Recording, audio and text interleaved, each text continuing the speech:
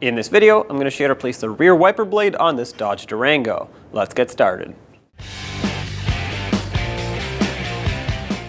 In order to lift the wiper arm completely, you have to pull this cap back.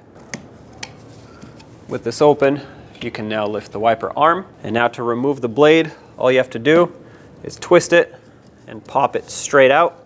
It's got a hook here, so you have to just pull it this way. Now don't allow the wiper arm to hit the window. Although it is plastic, it can either damage the arm or the window itself. Take the new wiper blade and make sure it's facing in the right orientation. It's got this cutout here that has to go towards the arm itself, and the wider, taller piece on the outside here.